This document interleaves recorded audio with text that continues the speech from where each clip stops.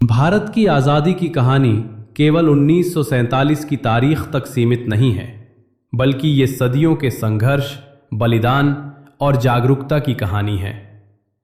ये कहानी है एक ऐसे देश की जहां व्यापार करने आए अंग्रेज धीरे धीरे शासक बन बैठे और फिर लाखों भारतीयों के संघर्ष ने उन्हें देश छोड़ने पर मजबूर किया। अंग्रेजों का आगमन और व्यापार से शासन तक 1600 ईस्वी में ईस्ट इंडिया कंपनी का गठन हुआ। ये कंपनी भारत में मसाले और कपड़े के व्यापार के लिए आई थी।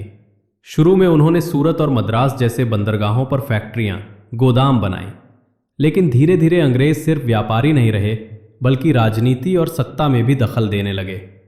1757 का प्लासी का युद्ध इस यात्रा का टर्निंग पॉइंट था। बंगाल के नवाब सिराजुद्दौला को मीर जाफर के गद्दारी से हराकर अंग्रेज बंगाल के मालिक बन गए। फिर 1764 के बक्सर युद्ध के बाद उन्हें बंगाल, बिहार और उड़ीसा की दीवानी यानी कर वसूलने का अधिकार मिल गया। अब वे व्यापारी नहीं, शासक बन चुके थे। शोषण और विद्रोह कंपनी शासन में भारतीय किसान और व्यापारी बुरी तरह शोषित हुए। कर की दरें बहुत बढ़ा दी गईं। भारतीय उद्योग धंधे बर्बाद हो गए। बंगाल का भीषण अकाल 1770 में लाखों लोग मारे गए। धीरे धीरे पूरे भारत में असंतोष फैलने लगा। 1857 का महान विद्रोह। ये असंतोष आखिरकार 1857 में विस्फोट की तरह फूट पड़ा।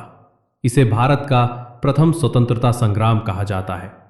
इसकी शुरुआत मेरठ छावनी से हुई, जब कारतूसों पर गाय और सूअर की चर्बी की अफवाह फैली। सैनिकों ने विद्रोह किया और यह आंदोलन पूरे उत्तर भारत में फैल गया।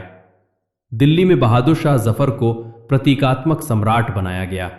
झांसी की रानी लक्ष्मीबाई, कुंवर सिंह, नाना साहेब, तांत्या टोपे, बेगम हजरत महल जैसे वीरों ने अद्भुत पराक्रम दिखाया। हालांकि ये आंदोलन अंग्रेजों की ताकत और गद्दार भारतीय रियासतों की वजह से असफल रहा, लेकिन इसने आज़ादी की चिंगारी पूरे देश में फैला दी। 1858 में कंपनी का शासन खत्म हुआ और भारत सीधे ब्रिटिश सरकार के अधीन आ गया। राष्ट्रीय चेतना का उदय। 1857 के बाद अंग्रेजों ने भारतीयों को नियंत्रित करने के लिए सुधार और दमन दोनों रास्ते अपनाए, लेकिन अंग्रेजी शिक्षा के फैलाव ने भारतीयों में राष्ट्रीय चेतना पैदा की। 1885 में A.O. ह्यूम की मदद से भारतीय राष्ट्रीय कांग्रेस की स्थापना हुई। शुरू में कांग्रेस नरमपंथी नेताओं के हाथ में रही, जो सुधार और अधिकारों की मांग कर रहे थे। दादा भाई नौरोजी ने अपने ड्रेन थ्योरी से दिखाया कि अंग्रेज भारत की संपत्ति लूट रहे हैं। गरम दल और स्वदेशी आंदोलन 1905 में लॉर्ड कर्जन ने बंगाल का विभाजन कर दिया। इससे पूरे भारत में गुस्सा भड़क उठा। लाल बाल पाल, लाला लाजपत राय, बिपिन चंद्र पाल, बाल गंगाधर तिलक ने स्वदेशी और बहिष्कार आंदोलन शुरू किया। तिलक ने नारा दिया, स्वराज मेरा जन्म सिद्ध अधिकार है और मैं इसे लेकर रहूंगा। इसके साथ ही उग्र क्रांतिकारी भी सक्रिय हो गए। भगत सिंह, राजगुरु, सुखदेव, चंद्रशेखर आजाद जैसे नौजवानों ने बम, गोली और शहादत से अंग्रेजों को चुनौती दी। गांधी युग की शुरुआत 1915 में महात्मा गांधी दक्षिण अफ्रीका से भारत लौटे। उन्होंने अहिंसा और सत्याग्रह को हथियार बनाया। जलियांवाला बाग हत्याकांड 1919, अमृतसर में जनरल डायर ने निहत्थे लोगों पर गोलियां चलवा दी। ये घटना देश के लिए टर्निंग पॉइंट साबित हुई। असहयोग आंदोलन 1920 से 20। गांधी जी ने पूरे देश को आंदोलन में झोंक दिया। विदेशी कपड़ों का बहिष्कार, स्कूलों कोर्टों का बहिष्कार और स्वदेशी को बढ़ावा। लेकिन चौरी चौरा कांड के बाद उन्होंने आंदोलन वापस ले लिया। नमक सत्याग्रह 1930। अंग्रेजी नमक कानून तोड़ने के लिए गांधी जी ने साबरमती से दांडी तक 240 मील का ऐतिहासिक मार्च किया। यह आंदोलन अंतर्राष्ट्रीय स्तर पर भारत की आजादी की गूंज ले गया। भारत छोड़ो आंदोलन 1942। द्वितीय विश्व युद्ध के समय गांधी जी ने नारा दिया, अंग्रेजों भारत छोड़ो। पूरा देश जेलों में चला गया, लेकिन यह आंदोलन जनता के दिलों में स्वतंत्रता की ज्वाला बन गया। नेताजी सुभाष चंद्र बोस और आजाद हिंद फौज गांधी के अहिंसक आंदोलन के साथ साथ सुभाष चंद्र बोस ने सशस्त्र संघर्ष का रास्ता चुना। उन्होंने जापान और जर्मनी की मदद से आजाद हिंद फौज बनाई। उनका नारा, तुम मुझे खून दो, मैं तुम्हें आजादी दूंगा, लाखों भारतीयों की रगों में जोश भर गया।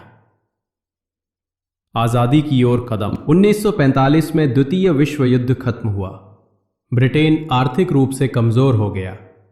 भारत में 1946 का नौसैनिक विद्रोह और आजाद हिंद फौज के मुकदमे ने अंग्रेजों को एहसास दिला दिया कि अब भारत पर शासन करना नामुमकिन है। 1947 में लॉर्ड माउंटबेटन ने सत्ता हस्तांतरण की योजना बनाई, लेकिन दुखद यह रहा कि भारत का विभाजन कर पाकिस्तान बनाया गया। लाखों लोग विस्थापित हुए, सांप्रदायिक दंगे हुए और अनगिनत जानें गईं। 15 अगस्त 1947 स्वतंत्र भारत आखिरकार वो दिन आया जिसका इंतजार सदियों से था। 15 अगस्त 1947 की मध्य रात्रि को भारत आजाद हो गया। पंडित जवाहरलाल नेहरू ने ऐतिहासिक भाषण दिया। At the stroke of the midnight hour, when the world sleeps, India will awake to life and freedom. Bharat एक आजाद राष्ट्र बना, हालांकि इसके साथ ही बंटवारे की पीड़ा भी जुड़ी रही। निष्कर्ष, भारत की आजादी कोई एक दिन की कहानी नहीं थी। ये सैकड़ों साल के संघर्ष, त्याग और बलिदान का परिणाम था। झांसी की रानी से लेकर भगत सिंह तक, गोखले से लेकर गांधी तक, सुभाष बोस से लेकर पटेल तक, हर व्यक्ति ने आजादी की मशाल जलाने में योगदान दिया। आज हमें ये याद रखना होगा कि ये स्वतंत्रता हमें सहजता से नहीं मिली, बल्कि लाखों शहीदों के लहू से सींची गई है।